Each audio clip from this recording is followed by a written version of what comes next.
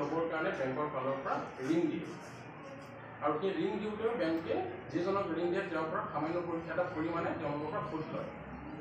এতিয়া সেই জমা থওঁতে যিমানটো সুদ বেংকে দিয়ে জেনেৰেলি জমা থওঁতে আমাৰ সুদটো কমকৈ দিয়ে আৰু যেতিয়া ঋণ হিচাপে দিয়া যায় তেতিয়া বেংকে সুদটো অকণমান বেছিকৈ লয়। আৰু এই যিটো ঋণৰ ডিফাৰেঞ্চটো এই যিটো এমাউণ্টৰ ডিফাৰেঞ্চটো থাকে পাৰ্থক্য যিটো থাকে যে ঋণ লওঁতে আমি আপোনালোকক বেছিকৈ দিওঁ আৰু জমা লওঁতে আমি আপোনালোকক কমকৈ দিওঁ, সেই যিটো সামান্য যিটো পাৰ্থক্য থাকে সেইটোৱে বেংকৰ কাৰণে হৈছে ইনকাম। বেংকে সেই তাৰ পৰাই বেংকে ইনকাম কৰে, বেংকে এইটোৰ পৰা সেইকাৰণে বেংকিং এটা বিজনেছ হয়। ঠিক আছে, আৰু এই বেংকিং বিজনেছৰ লগতে আমাৰ বেংকৰ এটা থাকে, বেংকটো যিহেতু কোম্পানী এক্টৰ আণ্ডাৰত পৰে, ত' বেংকৰ এটা থাকে কি যিমান বেংকে বিজনেছ কৰে বা এটা ফাইনেন্সিয়েল ইয়াৰত বেংকৰ যিমান নেট প্ৰফিট হয় সেই নেট প্ৰফিটৰ এটা পাৰ্চেণ্টেজ তেওঁলোকে এটা সমাজৰ উন্নয়নৰ কাৰণে ডেভেলপমেণ্টৰ কাৰণে বা মিনিংফুল ডেভেলপমেণ্টৰ কাৰণে এটা পাৰ্চেণ্ট ৰাখি থয়। যেনেকৈ কি কৰে বেংকে আমি IDBI বেংকৰ ফালৰ পৰা আজি আমি হায়াৰ ছেকেণ্ডেৰী স্কুলত উপস্থিত হৈছোঁ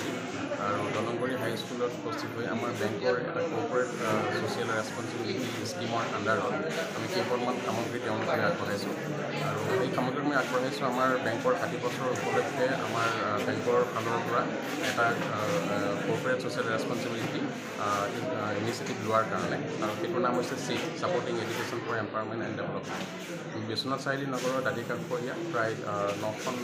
স্কুলত আমি বাছনি কৰিছিলোঁ আৰু এই স্কুলসমূহত আমি এনেধৰণৰ সামগ্ৰী বিতৰণ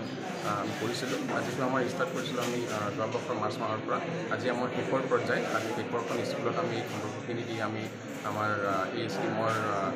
বিশ্বনাথ চাৰিআলিত আমি সামৰণি পেলাইছোঁ আৰু ইয়াত উপস্থিত আছিলে আমাৰ লগতে আমাৰ বিশ্বনাথ চাৰিআলিৰ স্থানীয় বিধায়ক প্ৰমোদ বৰঠাকুৰ ছাৰ আৰু লগতে আমি স্কুলৰ শিক্ষাগুৰুসকলৰ পৰা যথেষ্ট আমি সহযোগিতা পালোঁ, তাৰ কাৰণে আমি সকলোকে অশেষ ধন্যবাদ জনাইছোঁ আৰু আশা কৰিম ভৱিষ্যতেও IDBI বেংকৰ ফালৰ পৰা আমি সকলোকে আমাৰ যি ধৰণৰ সুবিধা আমি দিব পাৰোঁ বেংকৰ ফালৰ পৰা সকলোকে সুন্দৰভাৱে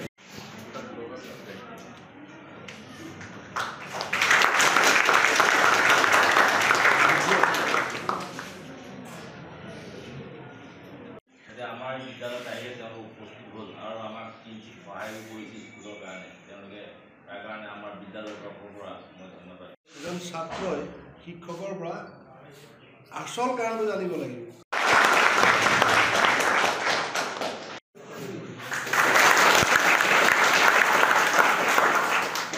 এতিয়া মই প্ৰথমে আমাৰ বিধায়ক ছাৰ